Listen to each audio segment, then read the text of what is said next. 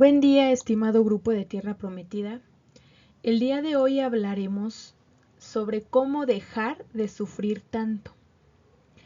Esto no quiere decir que vamos a desaparecer el dolor, porque sabemos que el dolor cumple un propósito en nuestra vida, que el dolor es necesario.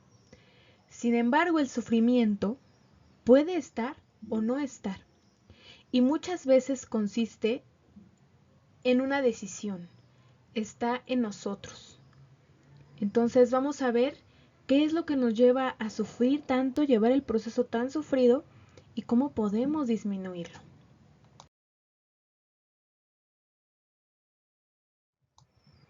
Es perfectamente normal que cuando estamos recientes a nuestra separación tengamos este estado de ánimo. Es un duelo, no podemos huir de él. El duelo es necesario. Y tenemos que pasar por él para poder superarnos, para poder tener una restauración personal. El duelo cumple un propósito. El dolor es lo que nos trajo aquí, a buscar a nuestro Señor para encontrar paz. El dolor nos purifica, nos santifica, ¿sí? Pero sí debemos tener cuidado de no quedarnos estancados o estancadas en ese dolor. Porque el duelo tiene un tiempo de 6 meses a 2 años, según dice la psicología. Nosotros no podemos prolongarlo y vivir un duelo prolongado todo lo que dura nuestro proceso.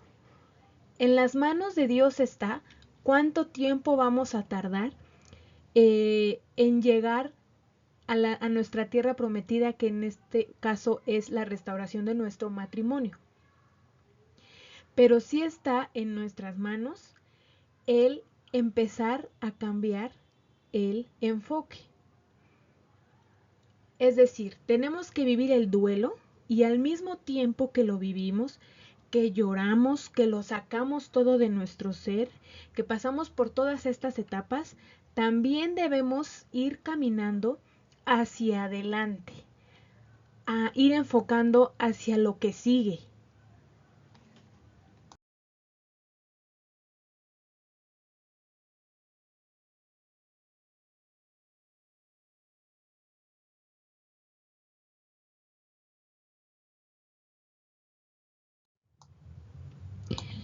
Y, y cómo podemos ir avanzando es en comenzar a pensar en que esto, como siempre se los digo, no es algo permanente.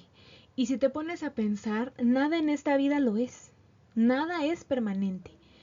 Solo lo que viene de Dios, eso sí dura para toda la vida. Bendito sea. Por eso es que en este proceso estamos aprendiendo a ponernos primero nuestra vida, la de nuestra familia y nuestro matrimonio en las manos de Dios, para que sea algo permanente y cumplamos el propósito del matrimonio hasta que la muerte nos separe. Pero en este momento lo que estamos viviendo es una situación temporal. Entonces hay que comenzar a convencernos de eso. Esto es una situación temporal, sacarlo de nosotros, llorarlo, sufrirlo, sí, e irlo entregando. Esto va a acabar e ir trabajando en nosotros mismos. Sabemos que cuando llegamos a este proceso siempre hablamos de que la restauración personal es primero. Nosotros no podemos pedir por la conversión y el cambio de un cónyuge si nosotros no lo estamos teniendo. Eso es en resumen de lo que se trata la lucha. Entonces nuestro objetivo aquí es ir superando ese dolor, ir viendo lo que Dios quiere hacer en nosotros para poder ser moldeadas y transformadas en las personas que Dios quiere que seamos. Ese es el objetivo principal, para llegar a un matrimonio nuevo. Ese matrimonio que terminó, ya se terminó. Vamos a iniciar un nuevo matrimonio con la restauración y por eso tenemos que ser criaturas nuevas en Cristo. Morir a nosotros y renacer en Cristo. Y nuestros cónyuges serán atraídos a través de nosotras. Para Dios somos un instrumento y al mismo tiempo somos sus hijas y nos está moldeando. Entonces, nosotros debemos de enfocarnos en que esto es temporal y en este tiempo que me toca vivir esto, qué es lo que estoy haciendo en mi vida y en mi ser, para no quedarme estancada en lo que pasó cuando mi cónyuge y yo nos separamos. ¿Sí? E ir pensando qué es realmente lo que me hace sufrir tanto. ¿Qué es lo que me hace sufrir tanto, Señor?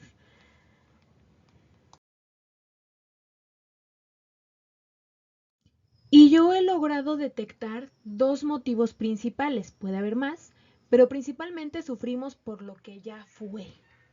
Es decir, estamos constantemente recordando cómo era nuestro matrimonio perfecto, hasta lo idealizamos, así como si hubiera sido lo mejor. Y la verdad es que si hubiese sido perfecto, no hubiéramos caído en esta crisis. Seamos honestos, ¿sí? Porque el ser honestos nos va a ayudar a ver en nosotros qué debemos cambiar para ser mejores esposas o en los varones mejores esposos, ¿sí? Entonces, sufrimos demasiado por lo que ya fue, y y debemos de dejar de mirar al pasado. Eso ya quedó atrás y hoy por hoy estoy en esta situación, por un propósito. También sufrimos por lo que imaginamos. Nosotros nos imaginamos, si es el caso de que nuestro cónyuge está con una persona extraña, pues nosotros nos imaginamos que tienen la vida perfecta, que lo que un día fue con nosotros, que nos llevó al matrimonio, lo es con esas personas. Y no, no es así, hermano y hermana. Nuestro cónyuge no está viviendo su mejor versión en este momento y es muy importante que lo tengas en mente. ¿Por qué? Porque está viviendo fuera de la voluntad de Dios. Lo que a las personas nos da verdadera plenitud y libertad es vivir en la voluntad de Dios. Si nos salimos de esa libertad, no estamos siendo felices. Podemos buscar por todos lados, por todos los medios, por donde sea, pero tú y yo sabemos que la verdadera felicidad está en el Señor, en recibir a Jesús en nuestro corazón. Entonces, debemos dejar de imaginar que del otro lado viven un matrimonio, perdón, porque ni matrimonio es, viven una relación de ensueño, solo por lo que podemos llegar a ver en las redes sociales. ¿Sí? Nadie va a poner en las redes sociales que la relación está horrible, ¿verdad? Por supuesto que no. Nada de lo que estamos viendo nos consta, ni no lo sabemos. Solo las personas que están ahí, y obviamente Dios, saben qué es lo que están viviendo y cómo lo están viviendo. Y por eso debemos dejar de poner atención a lo que nos imaginamos, porque no tenemos ninguna certeza. Y a veces hacemos unas películas preciosas de comedia romántica en esas relaciones, que es irreal totalmente. Entonces, si dejamos que esos pensamientos crezcan, pues estamos sufriendo mucho por algo que no es. Y la siguiente es que también sufrimos por lo que quisiéramos que fuera. Es decir, no me gusta lo que estoy viviendo. Pues no, obviamente, ¿a quién le va a gustar? Pero nos aferramos a lo que yo tengo en mi mente. Yo ahorita quisiera que mi esposo o esposa estuviera aquí. Yo hubiese querido que mi marido viniera en Navidad y que la pasáramos todos juntos. Ven, estamos metiendo en una cajita a nuestra propia visión. Y cuando las cosas no son como las estamos visualizando, pues entonces no podemos ser felices. Porque incluso llega el caso en el que ya hay cónyuges que empiezan a tener contacto con la hermana o el hermano, pero no es como ellos se imaginan, porque, ven, están imaginando como quisieran que fuera. Y entonces, por consiguiente, pues sufrimos. Sufrimos porque las cosas no son perfectas como yo me imagino. Y no estamos permitiendo que el proceso tome su rumbo, tome su rumbo. Y que sea como debe ser. Todo lo que está pasando es una escalera que nos va a llevar, un escaloncito que nos va a llevar una escalera a la restauración, ¿sí? Pero debemos ser pacientes y contentarnos con lo que hay, con lo que tenemos hoy.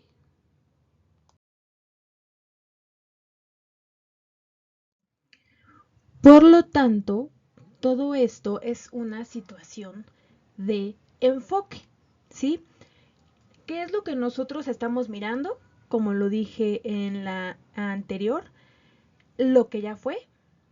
Miramos constantemente lo que ya fue y sufrimos porque ya no es. Miramos por lo que nos imaginamos. Entonces, no, pues nos imaginamos la vida de ensueño de aquel lado y por eso sufrimos porque aquí mi vida no está de ensueño, ¿no? Y por lo que quisiéramos, porque yo quisiera que ya estuviéramos juntos y mi familia fuera perfecta. Y entonces estamos poniendo el enfoque, la verdad, en nuestra mente, en nosotros, pero en el sentido de en nuestra emoción, en lo que queremos, en nuestros deseos. Y ahí es donde viene el sufrimiento. Por eso es que, miren, yo conozco hermanas que tienen años en lucha y sufren muchísimo, muchísimo por esas tres cuestiones. Porque su enfoque está en eso. Aunque vayan a misa, aunque reciban la Eucaristía. Yo no sé si lo están haciendo conscientes en el momento en el que reciben al Señor, en la oración y todo. Creo que seguimos pensando solamente en lo que está en nuestra mente. Y por eso es muy difícil salir de ese sufrimiento. Y lo vivimos muy, muy pesado. La lucha es muy pesada cuando nuestro enfoque es el equivocado. Y si bien es verdad que en la lucha se sufre, porque sí, se sufre, y como dije antes, pues el dolor tiene un propósito, pero no es para que permanezcamos todo el tiempo así, hermano, hermana, ¿no?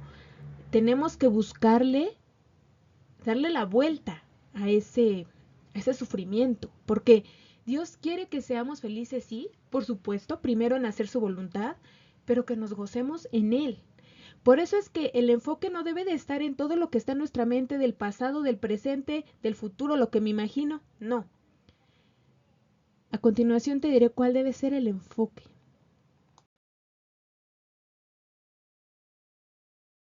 Para esto vamos a ir a la palabra de Dios en la carta del apóstol San Pablo a los Hebreos, capítulo 12, versículos 1 al 13.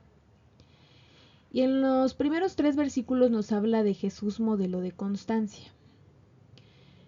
Por tanto, puesto que tenemos alrededor nuestro tan gran nube de testigos, despojémonos también de todo peso y del pecado que tan fácilmente nos envuelve, y corramos con paciencia, perseverancia, la carrera que tenemos por delante.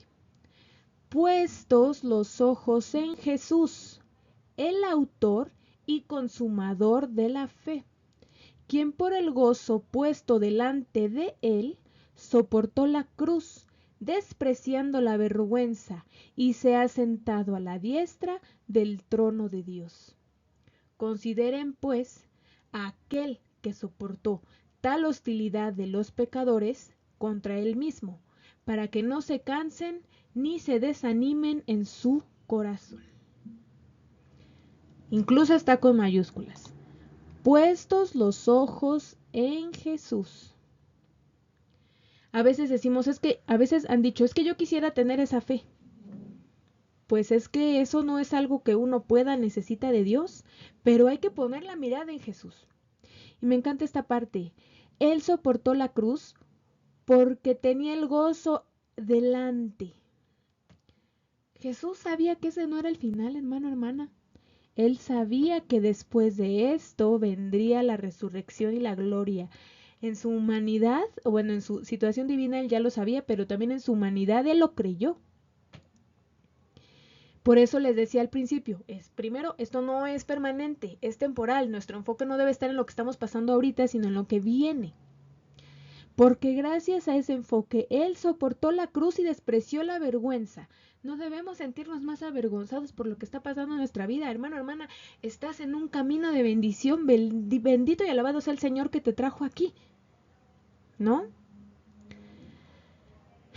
Consideren pues aquel que soportó tal hostilidad de los pecadores, y a veces nosotros no queremos soportar esto. A veces me ha tocado escuchar, es que yo no me merezco esto, es que yo por qué tengo que aguantar esto. Perdón, pero Jesús soportó todas las cosas terribles que hemos visto y hemos leído para limpiarnos del pecado, para redimirnos.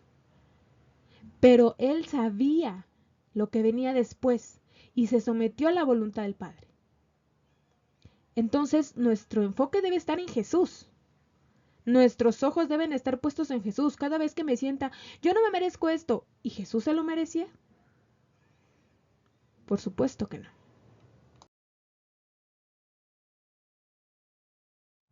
Continuando con el versículo del 4 al 9, en la pedagogía de Dios, porque todavía en su lucha contra el pecado, ustedes no han resistido hasta el punto de derramar sangre. Además, han olvidado la exhortación que como a hijos se les dirige. Hijo mío, no tengas en poco la disciplina del Señor, ni te desanimes al ser reprendido por Él. Porque el Señor, al que ama, disciplina y azota a todo el que recibe por hijo. Esto es una disciplina para nosotros. Ya una vez que Dios nos ha revelado que no supimos llevar nuestro matrimonio con sabiduría, pues este proceso nos está disciplinando. ¿Y saben por qué? Porque nos está enseñando a cómo ser una mejor esposa, un mejor esposo. Dios tuvo esa bondad para con nosotros, porque es nuestro Padre, de disciplinarnos para corregirnos. Porque Él nos ama, como dice el versículo 6. Continúa en el 7. Es para su corrección, disciplina, que sufren, lo soportan. Dios los trata como a hijos, porque ¿qué hijo hay a quien su padre no discipline? Pero si están sin disciplina, de la cual todos han sido hechos participantes, entonces son hijos ilegítimos y no hijos verdaderos. Además, tuvimos padres terrenales para disciplinarnos y los respetábamos. ¿Con cuánta más razón no estaremos sujetos al Padre de nuestros espíritus y viviremos? Esto nos está trabajando, nos está moldeando, nos está educando y nos está enseñando. ¿Tú crees que después de este proceso tan pesado vas a querer volver a caer en la contienda o en el error que tú hayas tenido en tu matrimonio? Al menos yo sí lo he reflexionado y pienso, Señor, todo lo que me ha costado, yo no puedo volver a cometer las mismas tonterías que yo cometí en mi matrimonio. No puedo volver a ser esa persona porque esto me está costando mucho. Y en ese proceso Dios me ha transformado. Y cuando se llega la oportunidad de estar nuevamente con mi marido, yo lo tengo todo el tiempo en mente. Actuar con la sabiduría con la que Dios me enseñó. No volver a cometer los errores que cometí en su momento. ¿Sí? Gracias a la disciplina del Señor. Si no fuera por eso, hermano, hermana, y mi marido hubiese regresado a mi casa sin yo haber atravesado este proceso de lucha, yo hubiera seguido siendo la misma o incluso peor. Entonces no se hubiese cumplido el objetivo del matrimonio, que es santificación, para llevarnos a Dios al final de todo. ¿Sí? Y como dice aquí, si de nuestros padres aceptamos disciplina, pues cuánto y más del Padre, de nuestro Dios. Es una buena manera de transformar también nuestro proceso. Es una disciplina, el Señor me está enseñando, me está transformando, me va a llevar a ser la mejor versión de mí mismo. ¿Sí? Dios quiere eso para nosotros. Sí, por supuesto quiere que seamos felices. Primeramente que seamos salvos y que nos gocemos con Él. Que veamos este proceso como un proceso de transformación. Por eso es que debemos dejar morir todo lo que nos estamos imaginando y todo el ruido que tenemos en la mente de lo que fue, de lo que imaginamos, de lo que quisiéramos, porque eso estorba en el proceso que Dios está teniendo con nosotros. Debemos enfocarnos en qué es lo que Dios está haciendo en nosotros. Ese es el enfoque.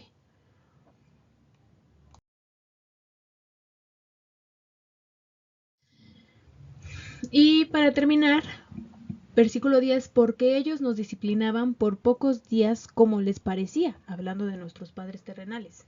Pero Él, Dios, nos disciplina para nuestro bien, para que participemos de su santidad. Él, al presente, ninguna disciplina parece ser causa de gozo, sino de tristeza. Sin embargo, a los que han sido ejercitados, por medio de ella, después les da fruto apacible de justicia. ¿Sí? Por eso es que dice, Jesús veía lo que estaba por delante. Así nosotros. No es lo de ahorita, es lo que viene. La mejor versión de nosotras mismas, seguir la voluntad de Dios, caminar este camino de santidad y llegar a la restauración matrimonial. Con un esposo o esposa que se será transformado a través de lo que Dios está haciendo en nosotros, primeramente. Por tanto, versículo 12, fortalezcan las manos débiles y las rodillas que flaquean, y hagan sendas derechas para sus pies, para que la pierna coja no se descoyunte, sino que se sane. Fortalezcámonos, señores, perdón, hermano, hermana, fortalezcámonos en el Señor. ¿Sí? Entonces, ¿qué aprendimos aquí? El enfoque es hacia adelante, pensando en Jesús, mirando a Jesús, cada vez que estás en tu casa y tu cónyuge se salió. Hacer algo que no sabemos qué, pero tú luego empiezas a maquilar cosas en la mente. Calla ese pensamiento. Y piensa en el Señor. Esto es temporal, Señor. Esto es temporal. Tú lo vas a hacer, tú estás haciendo la obra, yo confío en ti. Es hablarte mucho, hermano, hermana, hablarte mucho porque tú mismo tienes que levantarte a los ánimos con la fuerza que te dé el Señor y tienes que proclamar la fe que le tienes de que Él está obrando. Y de que lo que viene es mejor y que por eso estás aquí.